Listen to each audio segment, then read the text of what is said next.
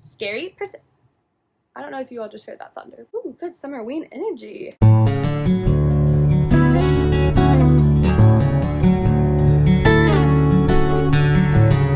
Hi friends, it's Kay. Welcome back to my channel, and today I am bringing you along on my Summerween journey. So in case you don't know what Summerween is, Gabby from Gabby Reads hosts this readathon every year. This is her 5th year doing it, and I love Gabby's channel. She is just such a comfort booktuber for me at this point, but she also has single-handedly gotten so many thrillers and horror books onto my TBR, because that is not my preferred genre, as I'm sure we all know at this point. But this year I have just been in such a thriller mood, and I've decided that this would be an awesome year to participate in her Summerween readathon.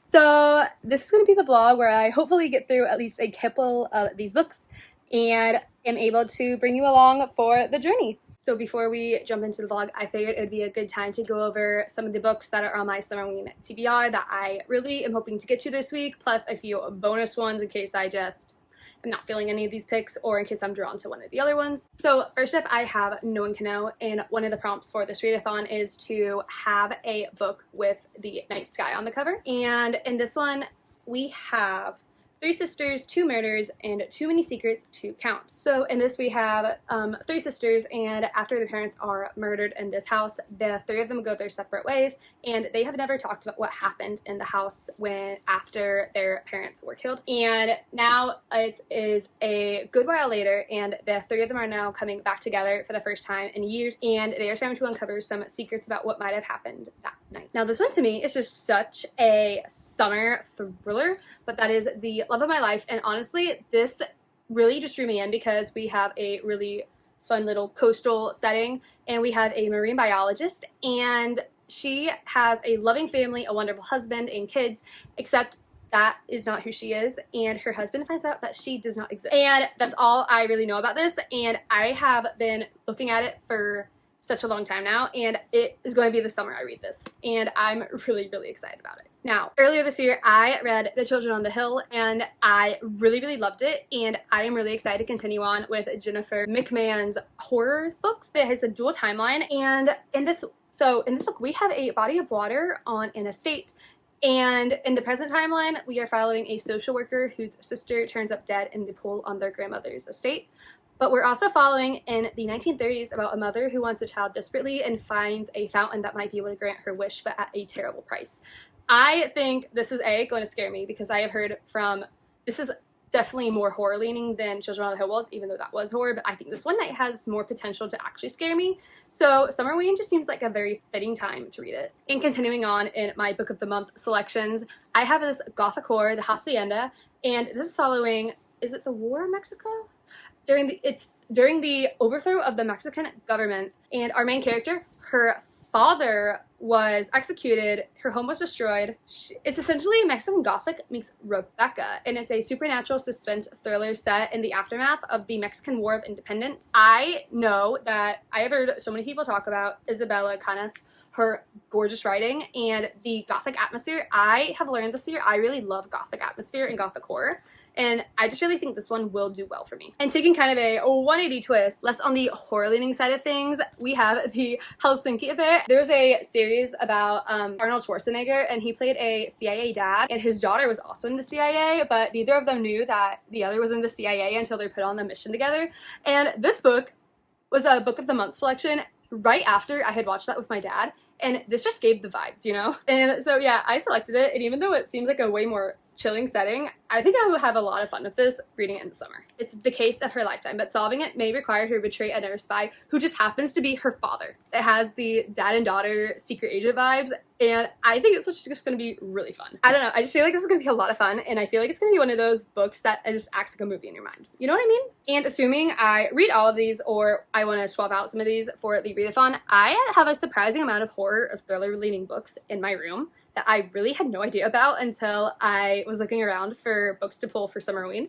The first one is What Moves the Dead by T. Kingfisher, and I have only read Nettle and Bone by this author, and I know a lot of people say that is their favorite, but this one has like creepy fungi, and it's a retelling of Fall at the House of Usher by Edgar Allan Poe. I feel like I'm gonna just really get along with this one. And then I don't know why, but I've been really feeling this one lately, and that is You'll Be the Death of Me. And it's essentially pitched as Ferris Bueller's Day Off but with murder, and it just sounds really fun. I loved One of Us is Lying, and Karen and McManus's books are just super fun, and I feel like this would just be a kind of a lighter side of things for Summerween, and I also feel like it would just be really entertaining. And then on the fantasy horror side of things, I have City of Nightmares, and this is one of my beautiful fairy loot picks, but this is pretty much pitched as fantasy horror in Gotham, and I don't know what it is, but like recently I was just really drawn to this book, and I put it on my books I want to read this summer list, so my summer TBR, and I feel like this is just gonna have good ambiance for Summerween. And then another horror leading spooky fantasy book I have is Bonesmith, also from Fairy Loot, and this one is Necromancers, and I'm pretty sure it's a competition. Oh, okay, so not exactly a competition, but she lost a trial and was semi-banished, and now that the prince of this world that they're in is kidnapped, she's seeing it as her chance to prove herself and get back into the good graces of her father and her house. But just look at this. Look at her. Tell me this is not giving Summerween.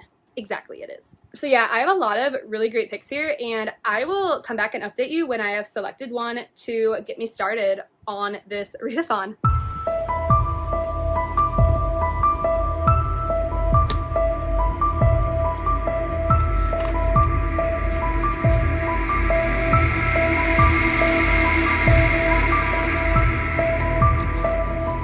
Today, my family and I are going to Magic Kingdom because my mom is a real one and managed to get into the virtual queue for Tiana's new ride. I'm so excited, and I'll see what I can film and where I can take you along with it. I've got an internet crush.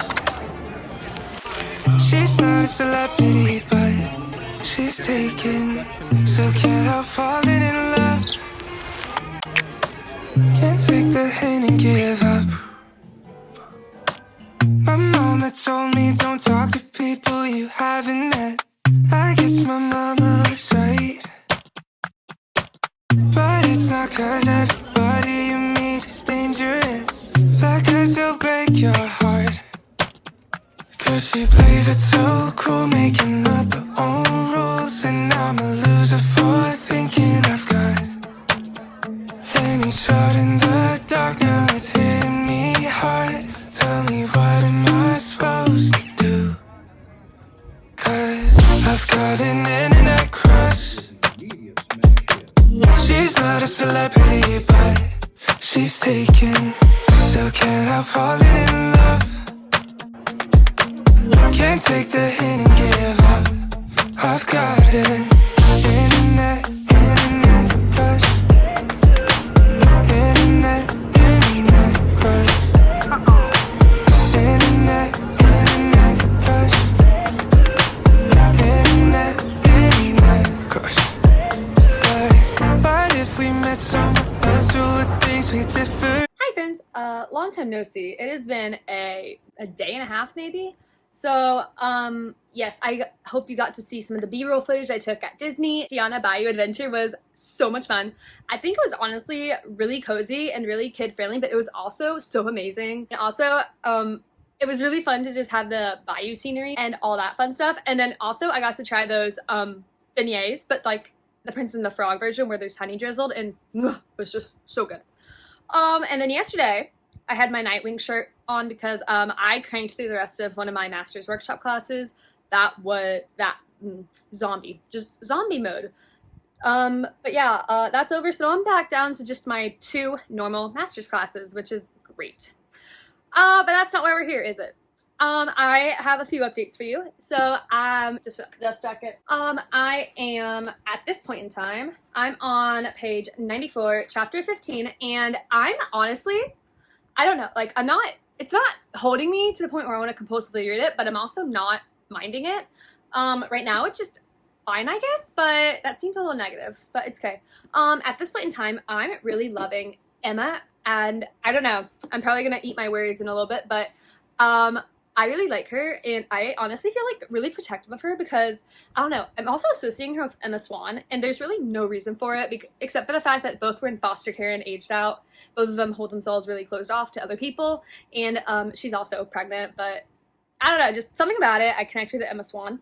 But, so yes, in this we are following, mostly Emma at this point, but her husband just lost his job, and she's pregnant, and they need somewhere to live, so they're going back to the house where her parents were murdered, and a lot of people in the town still blame her, and they are not quite so forgiving, so the police are also very convinced that she did it, so they're being very just awful towards her, and like grudges haven't been resolved, that kind of thing.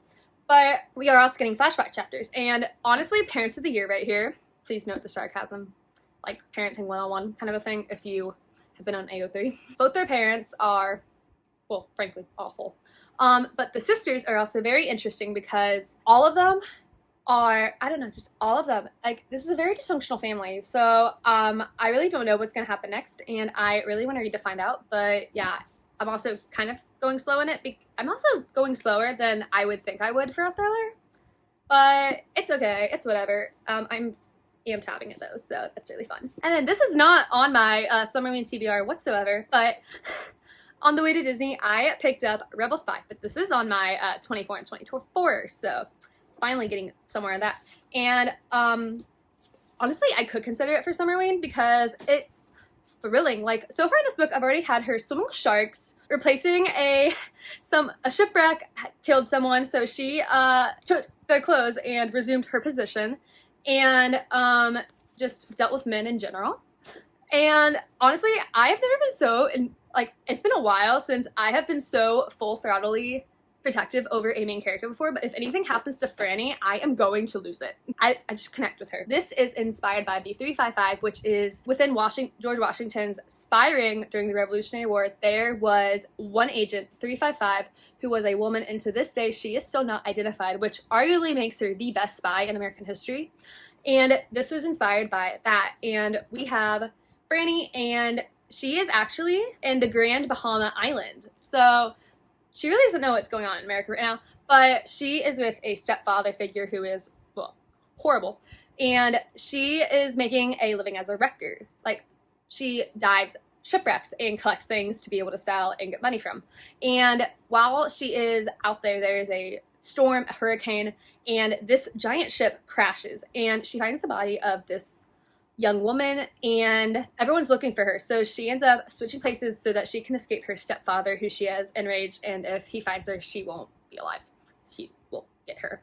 So she's taken back to the ship, and now she is trying to resume the identity of this American socialite.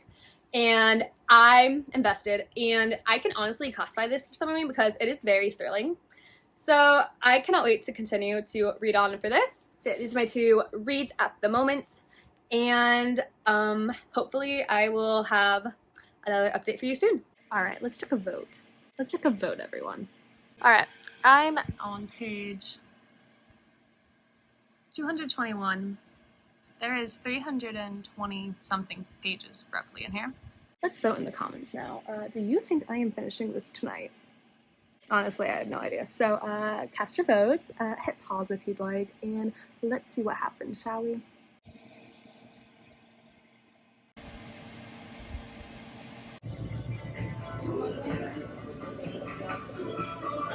Alright, so I am here with the first finished book of the readathon, and I gave No One Can Know 4 stars. It's not a new favorite or anything, but I actually had a lot more fun reading it than I thought I would, and it also ended so sweetly. Okay, it was a little, maybe a little disturbing, like, but, not disturbing, but maybe a little, not, you know, all good, but it did end really sweetly, and I did have fun reading it. And so yeah, I'm happy to report I finished at least one thing this readathon. And then I swear I did not do it on purpose. I don't know why, but every time I film a vlog, I end up at Barnes & Noble.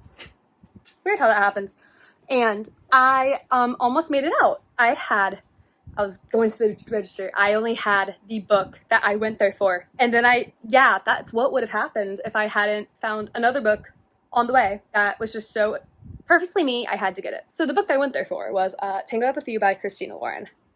one of my most anticipated releases of the year, 4th book in the Meant to Be series, which is like fairy tale / Disney retellings and modern contemporary romance. And this is Tangled, as you can guess. And the dude at register was like so sweet. He's like, oh, look, the Mustang's on it. I'm like, yeah, that's a Mustang. So yeah, I got that. I'm so excited. And then I found this. And like, I'm gonna count it as part of my Summerween festivities, because this is a historical horror that, get ready, it takes place on the Titanic. And then it goes into World War I. I'm sorry, it had to come home with me and look at this cover. And then this also might be some of my most exciting book nail, and I'm so happy I get to show it off to you. Okay, so for those of you who remember, last year I was in Iceland for 2 weeks on an internship, and my part of the job was connecting the folklore and mythology of Iceland with its native plant species, and this is our finished travel guide for Iceland from the internship. Okay, and I just need to show this off. So first of all, it's super pretty, and then that is my picture. Oh my goodness, I'm so excited. And then it's just really absolutely gorgeous. And then I was doing the part on plants, and my part was really tying in the folklore with the plant species in the area. And I am so excited to have this in my hands right now. So this is my second published book, which is really crazy to think about. I had a class anthology that we published for my creative writing class senior year of college, and then this was my summer after senior year of college, and now I'm holding it in my hands, and that's wild. That's really wild to think about, and I am so happy I was filming a vlog so I could share with all of you in real time. So what's next on the Summerween adventure? I don't know. I'll let you know when I get back to reading. So in a shocking, or probably not so shocking turn of events, it turns out No One Can Know was the only book I did read for Summerween. However, I did end up starting The Drowning House, which was on my TBR, but I never actually mentioned it in this video. But I did start that in the days after Summerween, and I'm still working on that currently. Life got crazy, as it always does, but I'm here to wrap up this vlog and get it up to you. So let's just do a quick recap, shall we, of what I accomplished of the 5 Summerween prompts. While I did have them all on my TBR, I ended up double using No One Can Know for reading a book in the dark and for a night sky on the cover. And then I inserted Rebel Sigh for reading a thriller or horror, because like I said, even though it's a historical fiction, it is still really has some thrilling elements to it. And I never actually ended up finishing it during Summerween, and I'm still not finished with it, but that's okay. I'm going to eventually be able to get back to it. Yeah, ironically, in the days after Summerween, I read more than I ever did during Summerween. So July has ended up being like one of my better reading months, but I'll talk to you about that in my summer wrap-up, which I will hopefully get up before, winter. So thank you so much for watching and sticking around. If you participated in Summerween, let me know in the comments what your favorite book that you read during it was. And if you want to find me outside, my social medias are, as always, linked below. And until next time, I'm Kay. Bye!